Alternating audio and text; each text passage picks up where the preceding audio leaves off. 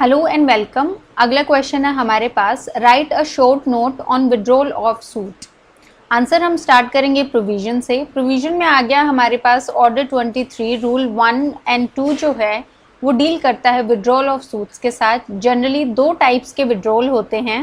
पहला आ गया हमारे पास withdrawal without the permission of the court, दूसरा आ गया withdrawal with the permission of the court. मतलब एक विड्रॉल बिना कोर्ट की परमिशन के होगा, दूसरा विड्रॉल कोर्ट की परमिशन के साथ होगा।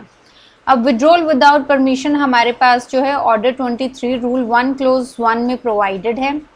ये कहता है कि विड्रॉल ये प्रोवाइड करता है विड्रॉल के लिए जो विदाउट कोर्ट की परमिशन होगा।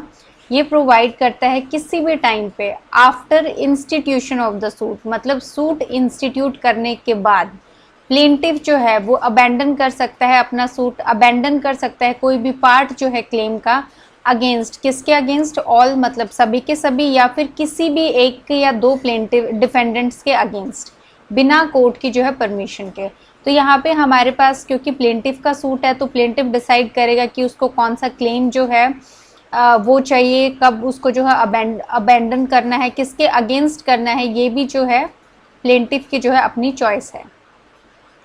नेक्स्ट आ गया इसमें हमारे पास केस लॉ। केस लॉ है हमारे पास KS भूपति वर्सेस कोकिला 2000 सुप्रीम कोर्ट का केस है। हेल्ड किया गया है, सुप्रीम कोर्ट ने हेल्ड किया है कि जो राइट दिया गया है इस रूल में वो एक एब्सोल्यूट राइट है और अनक्वालिफाइड राइट है, और कोर्ट जो है वो रिफ्यूज़ नहीं कर सकता है अपनी परमिशन जो है विड्रॉ करने की सूट अनलेस कोई भी वेस्टेड राइट जो है वो एग्जिस्टेंस में आता है before prayer is made, prayer जो है करने से पहले। तो इसमें आ गया हमारे पास अगर प्लेंटिव डिसाइड करता है कि वो अपनी सूट को अबैंडन करेगा या विड्रॉ करेगा तो जो कोर्ट है वो उसको डिनाई नहीं कर सकता है। ये एक एब्सोल्यूट राइट है प्लेंटिव का। इसमें एक कंडीशन दी गई है हमारे पास कि अगर किसी और पर्सन का वेस्टेड राइट जो है वो एग्जिस्टेंस में आता है प्रेयर जो है मेड करने से पहले, अगर प्लेंटिव की प्रेयर देने से पहले कोई भी वेस्टेड राइट इंटरेस्ट एग्जिस्टेंस में आ जाता है तो यहाँ पे कोर्ट जो है वो जो है परमिशन देने से वो रिफ्यूज़ कर सकता है विड्रॉल जो है सूट का। नेक्स्ट आ गया कॉन्सिक्वेंस क्या होगा अगर विड्रॉल हुआ है सूट का बिना परमिशन के। इसमें आ गया हमारे पास रूल 1 क्लोज 4।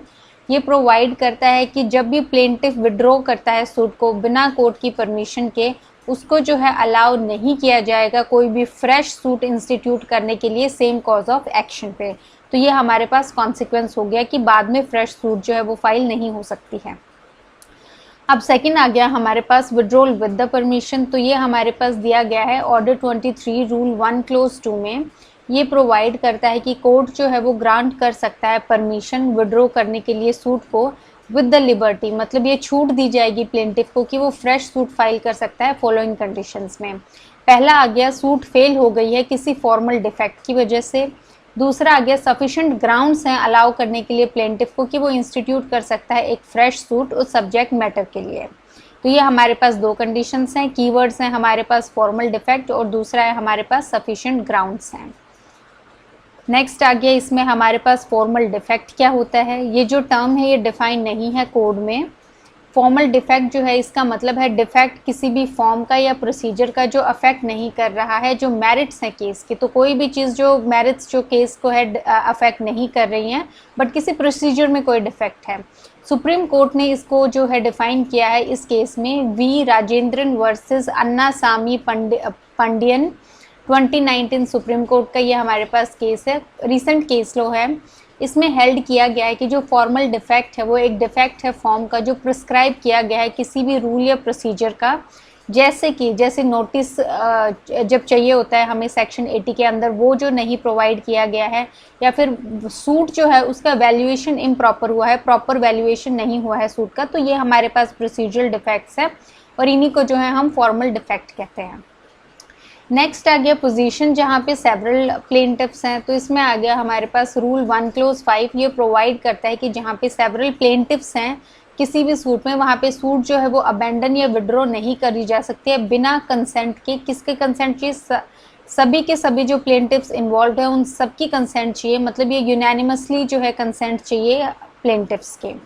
फिर आ गया हमारे पास कंक्लूजन और इसमें हम बताएंगे लॉ ऑफ लिमिटेशन। तो रूल 2 जो है हमारे पास वो प्रोवाइड करता है कि फ्रेश सूट जो है जो इंस्टीट्यूट की जाएगी वो सब्जेक्ट टू होगी जो लॉ ऑफ लिमिटेशन है, सेम वे में जैसे कि जो फ्रेश सूट है वो कभी इंस्टीट्यूट ही नहीं की गई थी।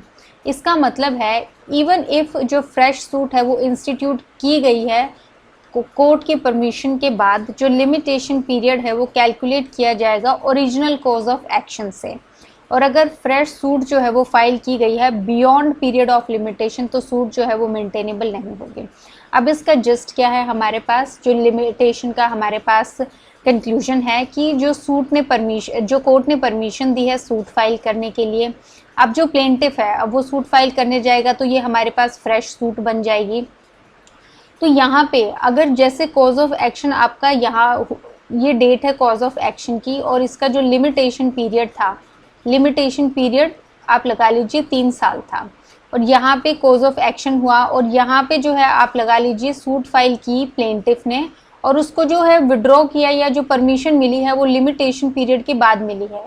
आप लगा लीजिए यहाँ पे 2.5 ईयर्स के बाद उसने सूट फाइल की, लेकिन उसको परमिशन मिली है 3.5 यानी कि 6 महीने जो है लिमिटेशन पीरियड के वो अबव हो चुके हैं। तो यहाँ पे जो है उसको परमिशन मिली है, तो इसके बाद जो वो फ्रेश सूट फाइल करेगा वो जो है फ्रेश सूट फाइल नहीं कर सकता है, क्योंकि जो ओरिजिनल कॉज ऑफ एक्शन है और जो लिमिटेशन पीरियड है उससे जो है वो टाइम जो है वो लिमिटेशन पीरियड का ख़त्म हो गया है। तो यहाँ पे फ्रेश सूट फाइल नहीं होगी इवन इफ उसको जो है परमिशन भी मिल चुकी है कोर्ट से। तो बेसिकली ये जस्ट है लिमिटेशन, जो लॉ ऑफ लिमिटेशन है हमारा कि कॉज ऑफ एक्शन से कैलकुलेट करना है और लिमिटेशन पीरियड तक ही जो है फ्रेश सूट फाइल होनी चाहिए। अगर टाइम पीरियड बियॉन्ड चला जाता है तो वो मेंटेनेबल नहीं होगी। इस क्वेश्चन में 2-3 बातें ध्यान रखने वाली हैं। पहला यही कि हमने 10-15 मार्कर के हिसाब से किया है। अगर ये 5 मार्क्स में आता है क्वेश्चन तो आपको जो है कट शॉर्ट करना है। आप ट्राई कीजिए कि आप हेडिंग्स ज़्यादा लिखें वहाँ भी, लेकिन जो है हेडिंग्स का जस्ट 2-2 लाइन में या फिर अपनी लैंग्वेज में आप एक्सप्लेन कर सकते हैं। यहाँ हमने 2 केस लॉज किए हैं। अगर 5 मार्क्स में आता है तो आपको 1 केस लॉ लिखना है। ट्राई कीजिए recent case law, that is 2019 वाला केस लॉ लिखें।